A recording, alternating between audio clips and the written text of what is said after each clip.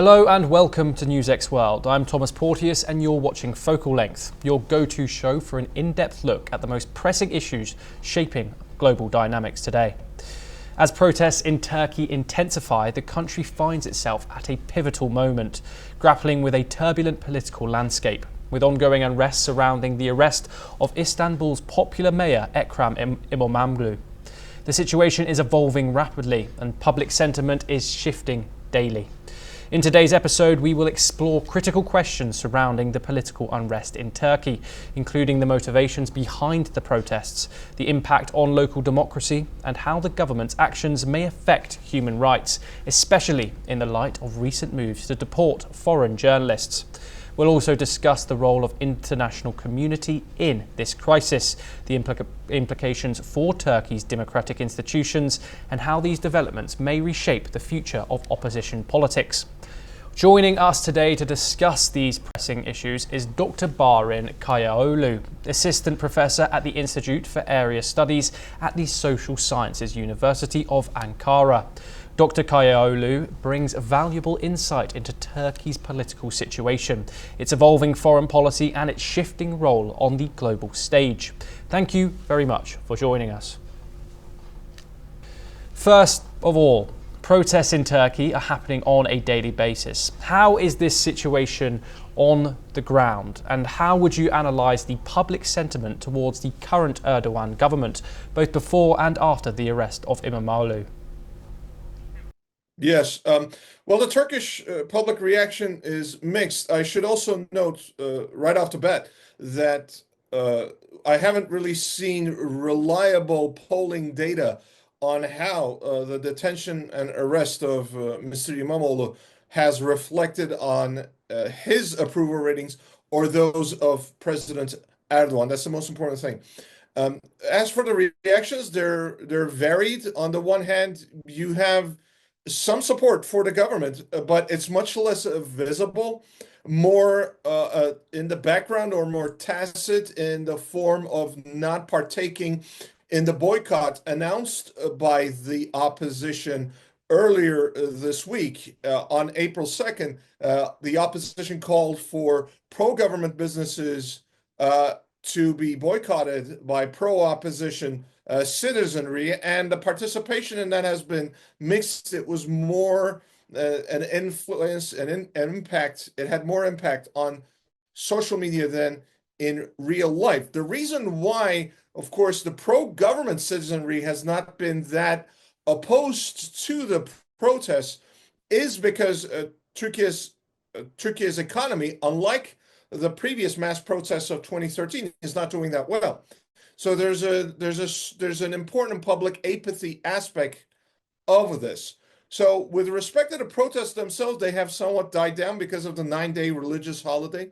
As you may know, it's Eid al-Adha it was Eid al-Adha in the Muslim world, and Turkey often, when it overlaps with a weekend, it turns those into a long weekend.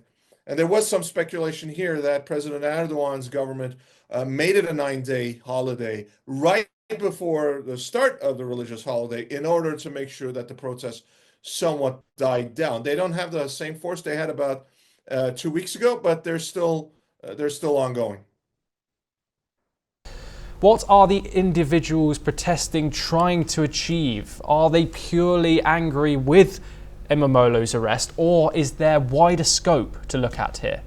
Well, it's a very good question, and it's as your question suggests, it's a multi-pronged issue. The immediate reaction was to Mr. İmamoğlu's detention and arrest by the court, but then it turned into a protest, especially by youth, about job opportunities, about educational opportunities, and the overall sense that the youth are under pressure, especially when they do something on social media that state authorities do not like. But the two are related in the sense that there's a sense going back to 2010 when Turkey under Erdogan, through a popular referendum that passed with about 58%, put the judiciary in a checks and balances situation with the parliament and with the executive branch of the government. What all it did was to enable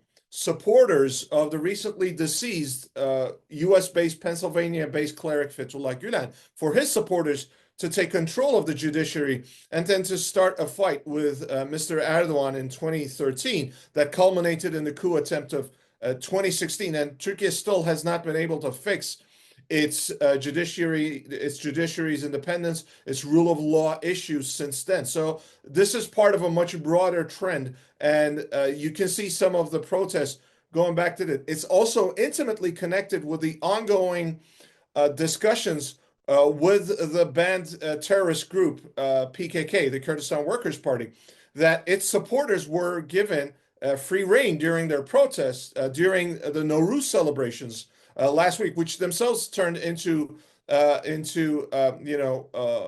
calls for possibly a Kurdish statehood, which then offended the young protesters, who are overwhelmingly Turkish nationalists, secular Turkish nationalists. So there was another layer to the protests that state authorities were not able to foresee or control. But the long-term implications, the medium to long-term implications of those will have to be seen. We can't know that for sure right now. Many see the mayor's arrest as politically motivated, especially given his popularity and previous clashes with the Erdogan government. What are the implications of this for local democracy in Turkey? Well, as I mentioned, that there is a sense on both sides, in both the pro-government side and the opposition, that Turkey's judiciary is not where it's supposed to be. So whatever outcome happens, it's probably not going to satisfy at least 50% of the country. So if we do accept the premise that Turkey's judiciary is not doing as well as it should be, then this is also not good news for the country's electoral democracy, because it creates a sense that, and one can debate this one either pro or against, that Mr. Erdogan is trying to jail a member of the opposition, and there's a strong sense that this will considerably hurt Mayor İmamoğlu's popularity. President Erdogan's popularity. I beg your pardon. But there's an aspect to this that you mentioned, Mayor İmamoğlu's popularity. While he also won in Istanbul in last year's municipal elections, his total vote percentage, as well as his total vote count, dropped by several hundred thousand.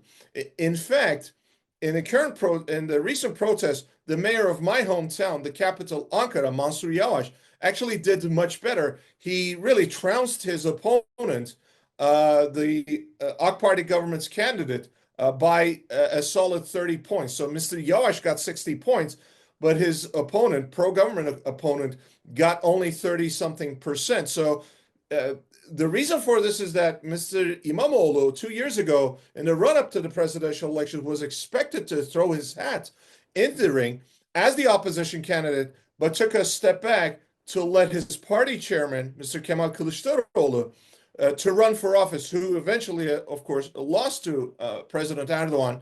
And the opposition, a lot of the pro-opposition folks, especially the youth who are protesting this, are now taking Mr. İmamoğlu to task for essentially enabling Mr. Erdogan to win again and basically do what he's doing to him. So that's the perception on the part of the opposition. It doesn't bode well for democracy, but one could take to task the notion that Mr. İmamoğlu is as popular as he was 2 years ago. If anything, Mr. Yavaş, who took a stance against the separatist politics, started to do much well with the youth of Turkey.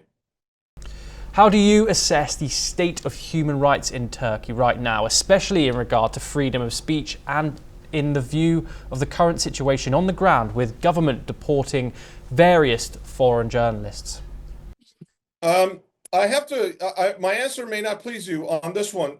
No government owes to the journalists of a foreign country full access or the same privileges as they do to their own journalists. Of course, then that brings up questions of reciprocity. However, This doesn't really relate to a human rights issue, which are already problematic. A good friend of mine was arrested during the protests 2 weeks ago, and he's really said some of the things he's mentioned, and only now he's coming to terms with, because originally his family was quite worried about it. During his detention, he was detained for about 42 hours and released upon being questioned by a prosecutor. And he wasn't tortured or anything, but there were some very tense moments with the police officers who took him to a local station and essentially berated him for taking part in the protest. So the human rights situation is, as I mentioned, as with the judiciary, is not where it's supposed to be. Freedom of the press is not where it's supposed to be. Free speech is not where it's supposed to be. But the issue of foreign journalists is a slightly different one, because there were also questions that these journalists came in on tourist visas or with tourist privileges on Western passports without clearing with authorities that they were allowed to cover the protests. So I have to also make that point. The release of the AFP journalist comes amid mounting international pressure. Do you think this signals any shift in the Turkish government's approach to press freedom, or is it merely a tactical move?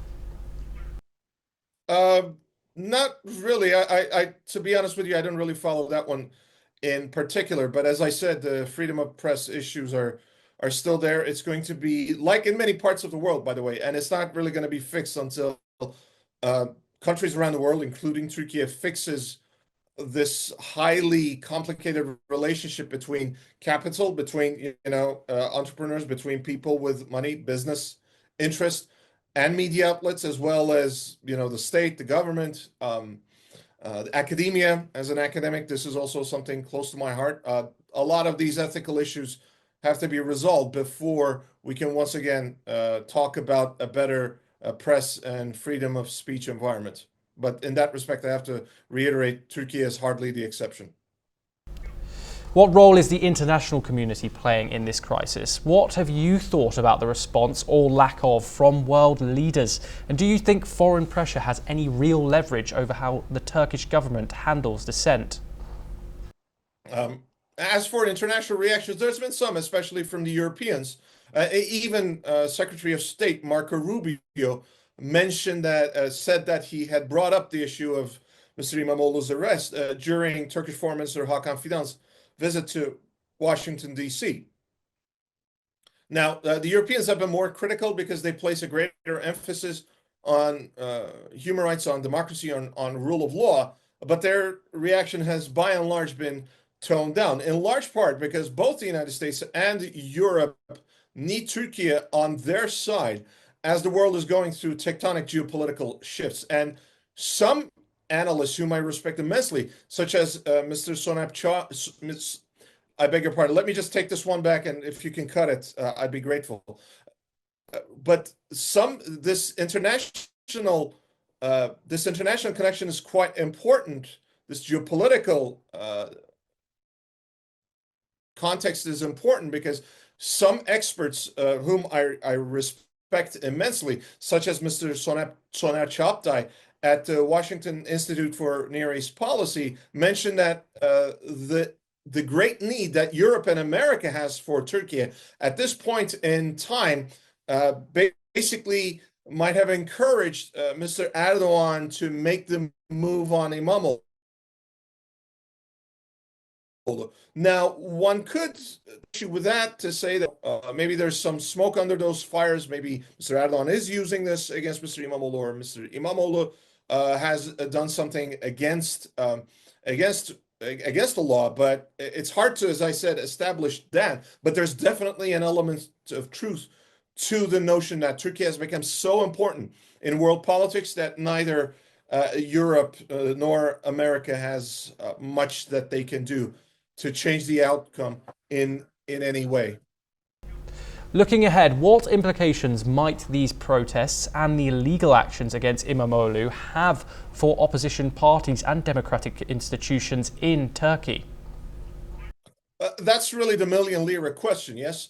But it's hard to answer right now. As I mentioned at the beginning of the interview, I still haven't seen opinion polls that by organizations that show, on the one hand, with methodological certainty, with some firm grounds, how the public feels about all of this. Now, my sense is that, like in 2019, when the Higher Electoral Council of Turkey canceled the first elections that got Mr. İmamoğlu elected, he had won by only a few thousand votes against the AK Party candidate, former Prime Minister Binali Yıldırım, and called for repeat elections because there were some alleged irregularities.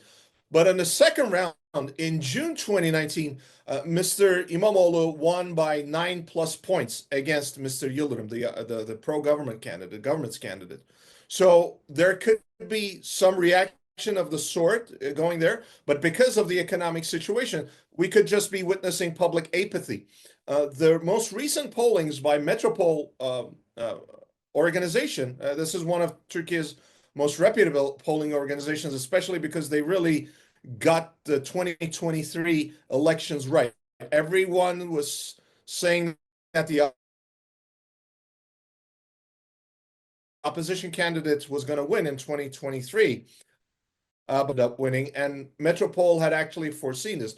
On Metropole's more recent polling, because the last one they took was that there's going to be some sympathy towards Mr. İmamoğlu, but as days passed and his issue recedes into a new political news cycle, then we would have to see the medium to long-term implications of this, because it's very hard to say that this puts the opposition ahead for the next presidential elections, for the next parliamentary elections, which are scheduled to take place in 2028. How has Turkey's foreign policy evolved in recent years, especially in relation to the European Union, the United States, and to Russia?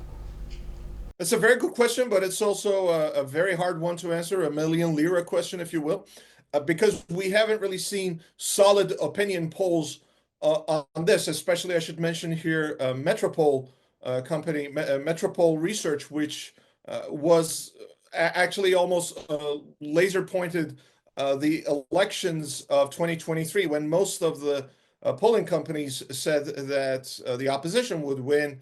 Metropole was correct that Mr. Erdogan would win, which he eventually did.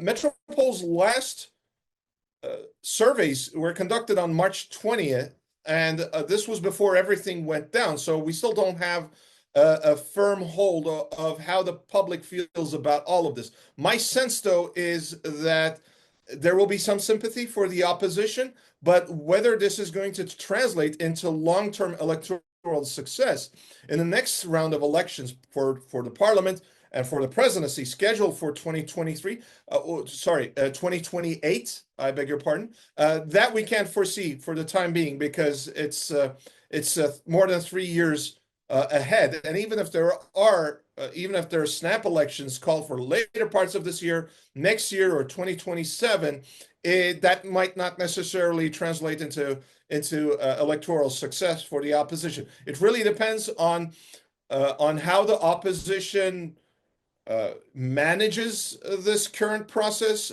whether they can gain more followers, whether they can steal some votes from the pro-government, from the pro-AK Party camp.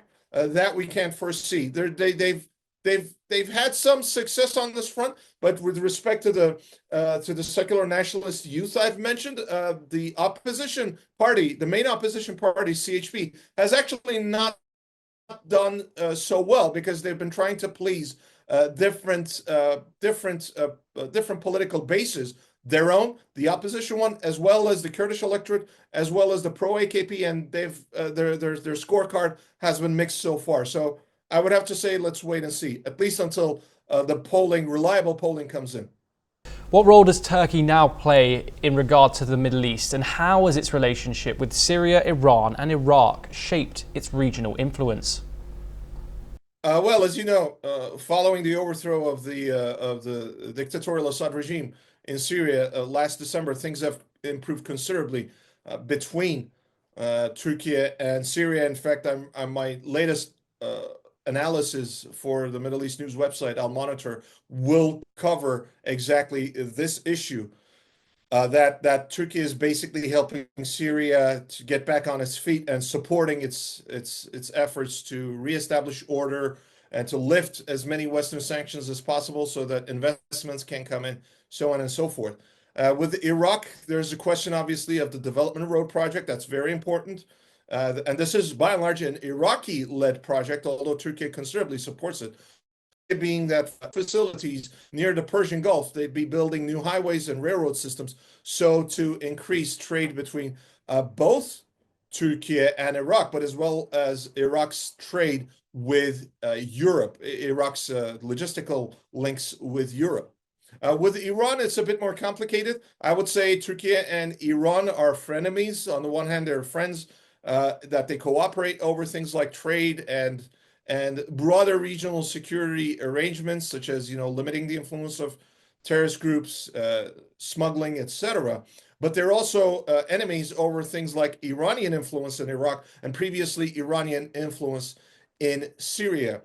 Turkey also sees Iran's desire to reestablish its influence in the Southern Caucasus, and of course, with recent protests by Turkish minorities in northwest Iran, there's a sense, not so much among government circles who are taking a cautious approach, but among Turkish public opinion, that these protests also reflect a